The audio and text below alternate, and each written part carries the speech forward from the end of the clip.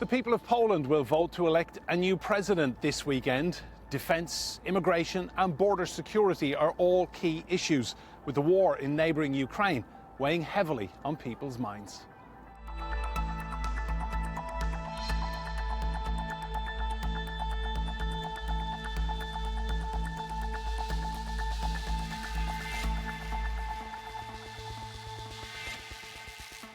Hello and welcome to a special edition of Roundtable on the road here in Warsaw with me, Enda Brady.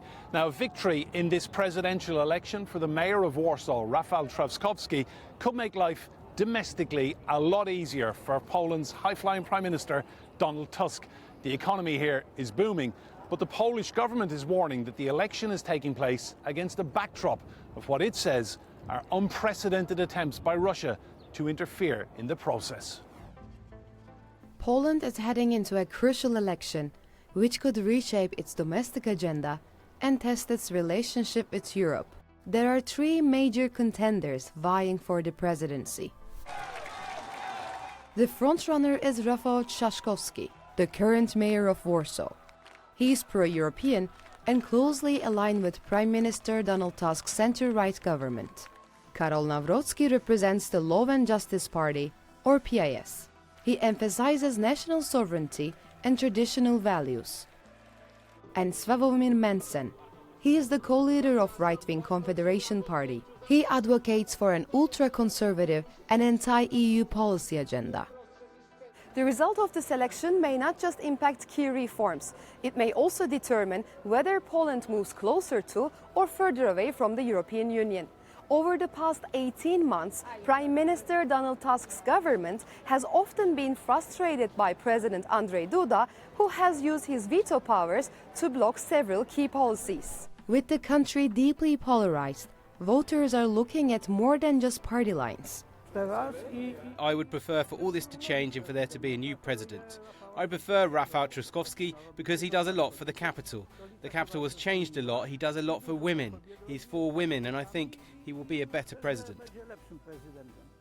It's important to me that the candidate we choose for president of our country is characterized by traits such as honesty and transparency, that they have clearly defined views and do not change them.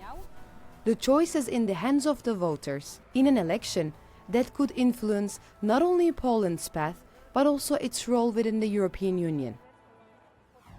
Well, let's meet our guests. I'm delighted to say we have here with us Jadwiga Emilewicz. She is former Deputy Prime Minister of Poland. And we have Nowina-Witkowski, who is a political journalist based here in Warsaw. And finally, Professor of Political Science, Przemysław Witkowski. You're all very welcome to Roundtable. Jadwiga, first to you. Talk me through the significance of this election. As in every democracy, the election for the presidential, so the first person in town, in country, is always the most important election. Although paradoxically, taking into account the Polish political system, we've got the strongest legitimacy taking the election of the presidential election with the relatively low privileges in the power system. So, but anyhow, always, if we look into the transition period from 1989, the presidential election were always important, concentrate a lot of social interests. So yes, it is important, the first point. The second one, it is also important if you take into account the discussion which is now being held in Poland, not only in Poland, because this general approach and the general tensions between the, let's say, the society and the elites is very strong. In Germany, in Italy, in France, we've got the same. We reflect this discussion also in Poland. So that is why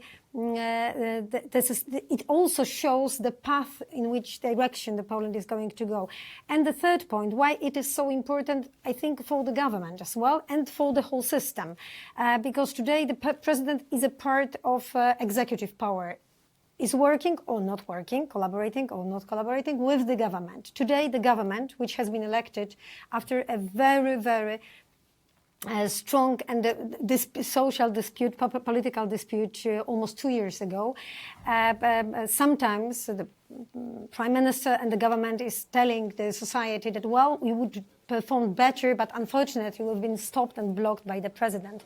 So this is the answer. Whether the president is going to be from the same camp as the government, then there will be no exclusion for saying we are not doing, we are not performing, because our president is from our side, or if because the margin and the difference between the leading party candidate and the opposition party candidate is really very narrow, so it is very difficult to predict the final outcome.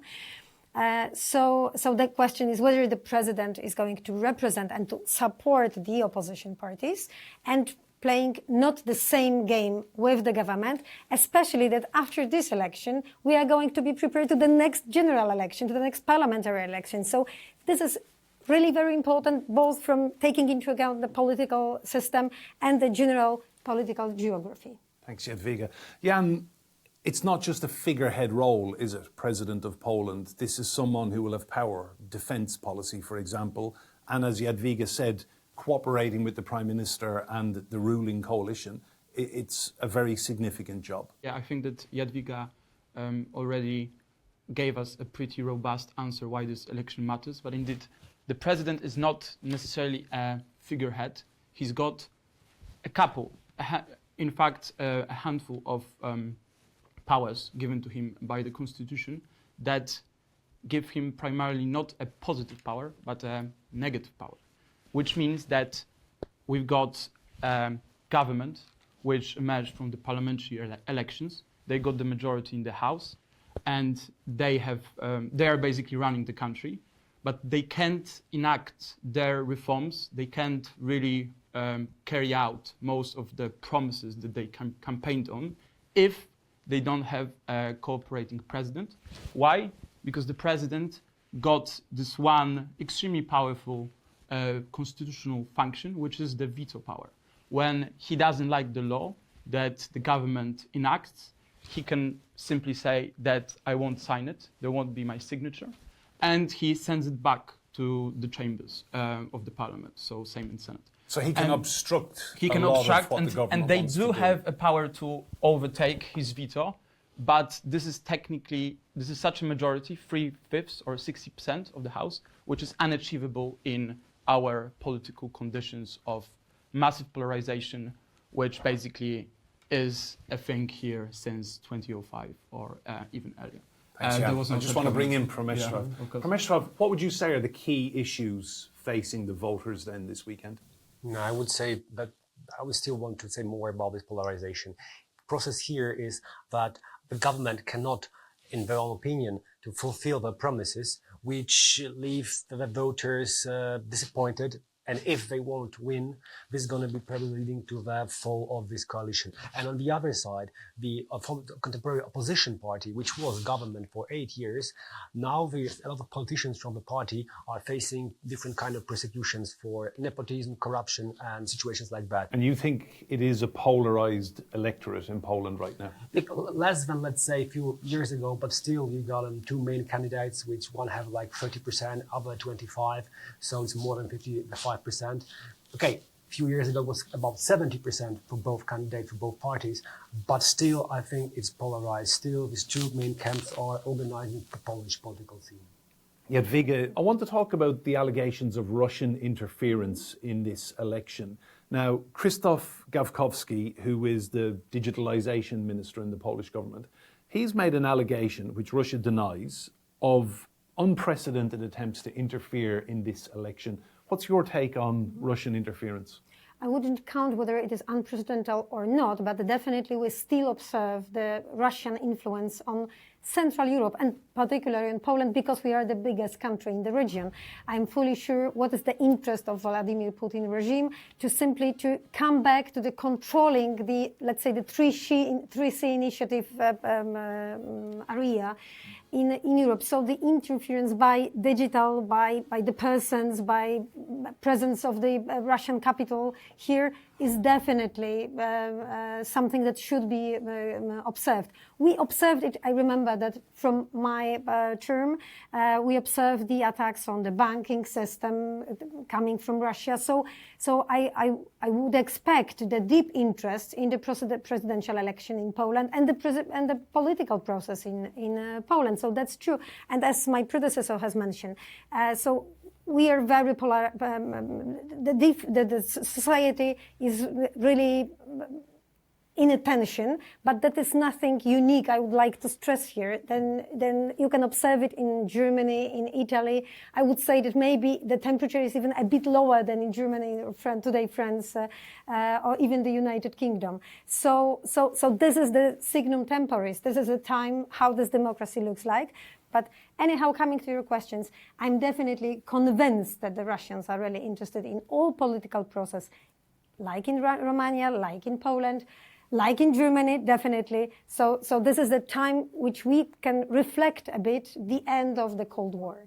Thanks, Jadwiga. Jan, how do Polish people feel about these allegations of Russian interference in this election? It must cause concern. Yeah, I think that it does, and I think that they feel pretty, well, if not anxious, then worried.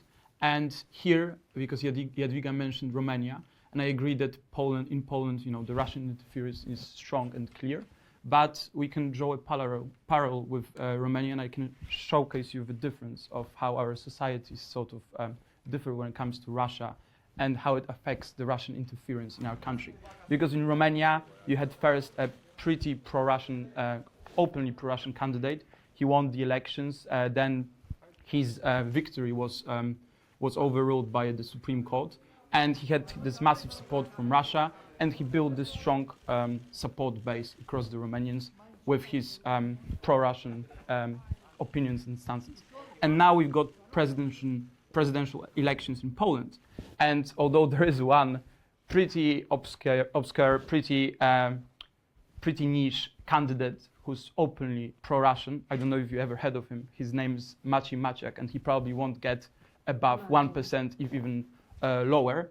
But in Poland, across our society, there's not much pro-Russian sentiment. Like, people are actually worried about Russia, and they disagree with Russia, and they are basically anti-Russian, at least since 2014, if not even longer throughout our history. So this interference by Russia is different. It's not directly political. They don't have a strong candidate in these elections who come and who, turn around You definitely think they are taking an interest. Yeah, they are, and this comes in a more subtle way. So we have a lot of sabotage is happening across our country on our infrastructure. We just had today or yesterday the Prime Minister informing the nation that there was like a place that burned down, and it was basically done by some Russian spies, agents, whatever.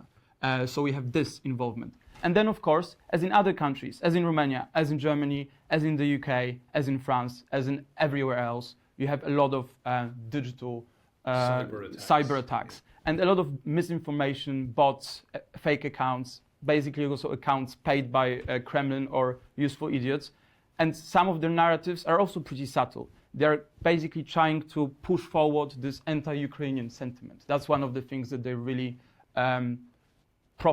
targeting and that they are profiting from, because this anti-Ukrainian sentiment is increasing, and that's the way in which they want to change things across our society. Yeah, but sorry for interruption, just one amendment. It is, if you like to compare the Romania and the Poland, the Russians must be much more precise in attacking Poland. That means that there is no pro-Russia sentiment, so you can hardly pick up the politician and support him. But what is in the Russia interest is to keep Polish society combating each other, divided, focusing on less important stuff. I think Przemysław has written on this. I wrote a whole book about the pro-Russian organizations in Poland, and they're like a lot of small organizations, mainly focusing on spreading some Russian-based narratives. Not, let's say, Russia is good and we have to support Putin. It's more like Ukraine is bad, or they are trying to, in the same time, present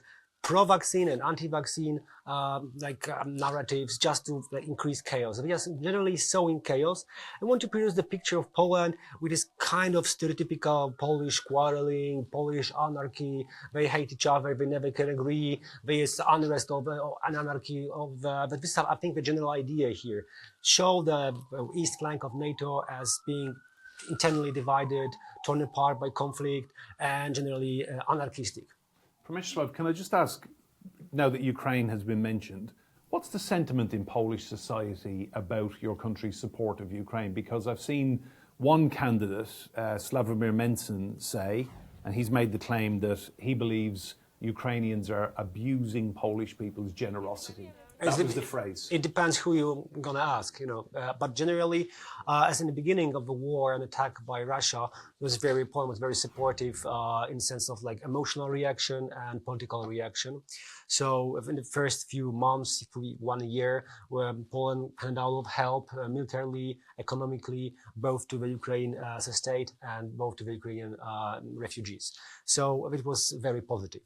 But step by step, I think, because after 3 years, people are sadly, and I'm saying that with a great sadness, are quite tired with the topic that's sad, because the war is still going on, people are dying, but people are like tired, they have their own problems. And I think that especially in the working class, there is a kind of labor competition a little bit with some migrants, and also the real estate prices, which went higher because of new people coming. It's also quite obvious. And I think in some social groups, there is a growing, tension against Ukrainians. And some candidates see that.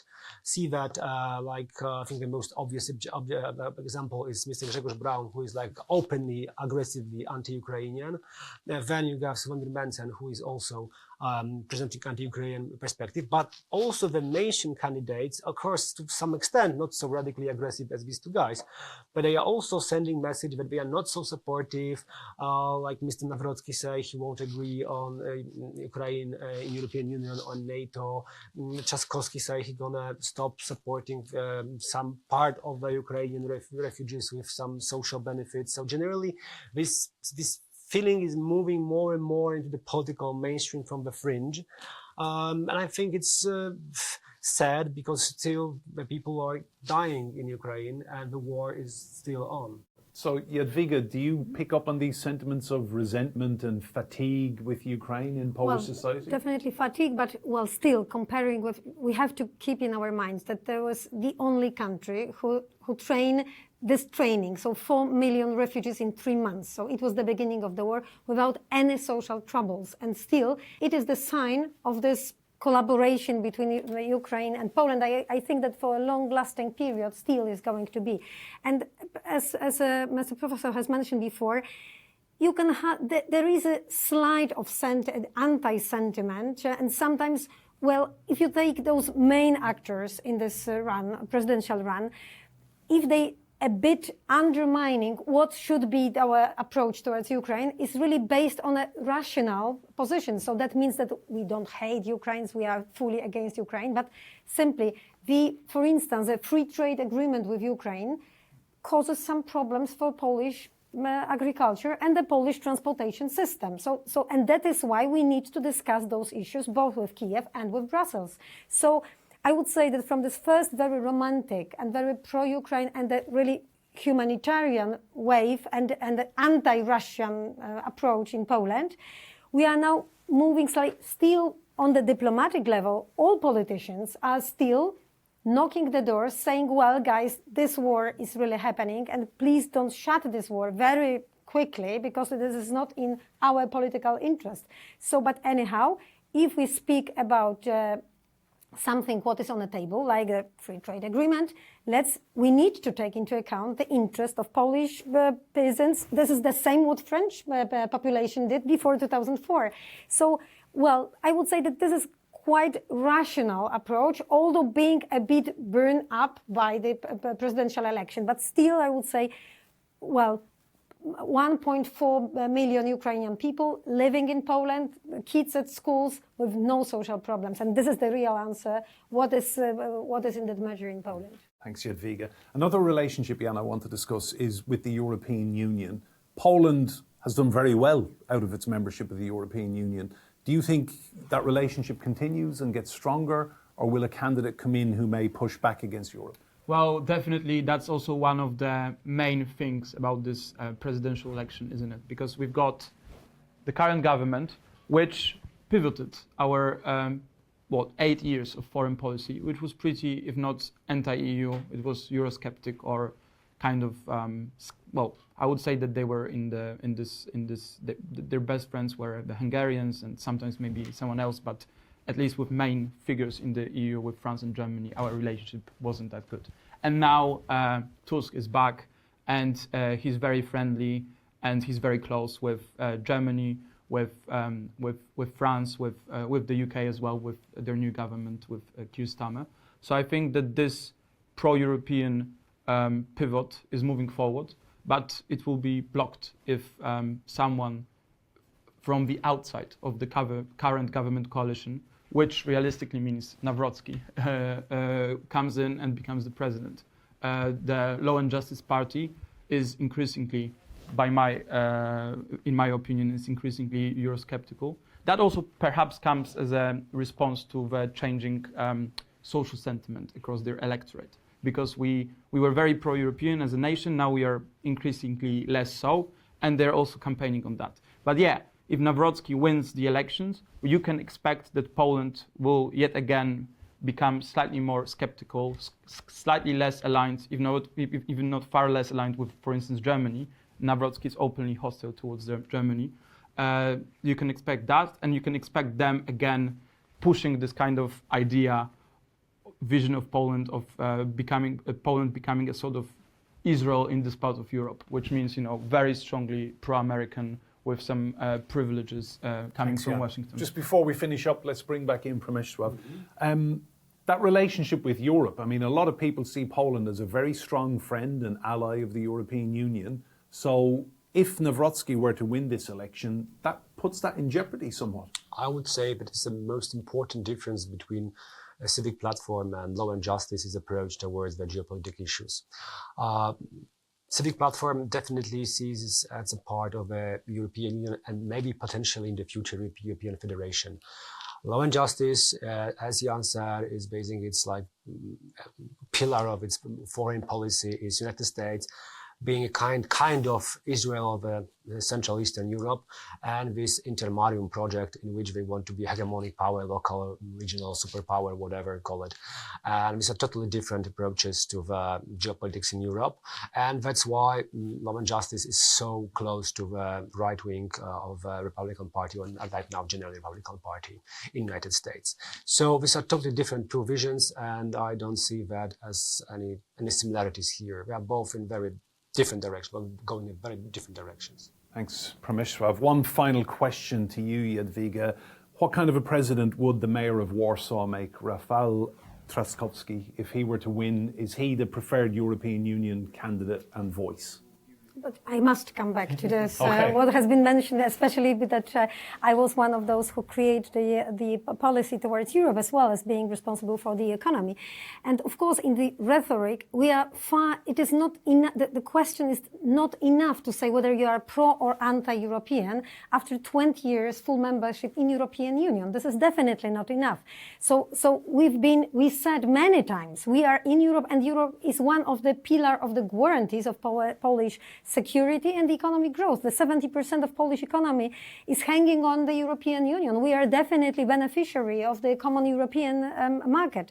So, and this is what we say, yes, but we said, well, maybe the path, the direction which has been chosen by the Europe, for instance, within the Nord Stream 2 project, it was Poland, it was Law and Justice government who started advocate against this project. So I would say that this is not very easy to say you are pro or anti-European. Rather, the question is, what kind of Europe do you expect to have? Not only for Poland, but also for Germany, for Italy, for France. And this is the real question being asked by the societies inside.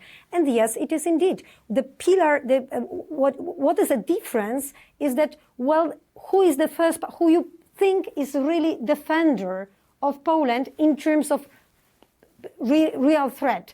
And the answer, we are rather skeptically a bit whether Germany or France are going to stay on our border, and we are rather thinking that there are American troops that their presence in Poland is the guarantee for the security, and this is a major difference. And how it works, and this partnership and this openness for the Prime Minister within Europe, which is obvious during the visit in Kiev, and whether Polish Prime Minister with excellent relationships, as we heard, with the Berlin and France. How was he treated by Emmanuel Macron and by Chancellor Merz? So this is a slight difference in approach. I wouldn't say that the right one. Just let me finish.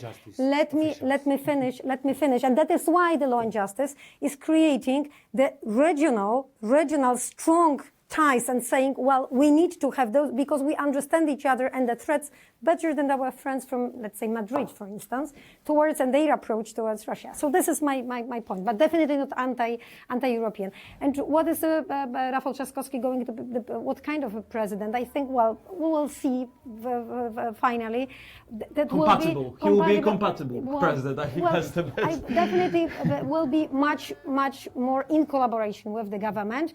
Although, as many examples has also coming back to the far past, like President Kwaśniewski, for instance, once he was the president and having his left-oriented government, it is always tension because the question, it is about ambitions, this is about the position, who is the first one. So I wouldn't expect that even if it is Trzaskowski, there will be very easy collaboration with the government. The clock has beaten us. Jadwiga, Przemysław and Jan, thank you all so much for your insight. Thank you very much for having us. Please do head to our YouTube channel and search for TRT World Roundtable. If you like what you see there, do click that like and subscribe button. But for now, from me, Enda Brady, and all the team here in Warsaw, thank you for watching. We'll see you soon.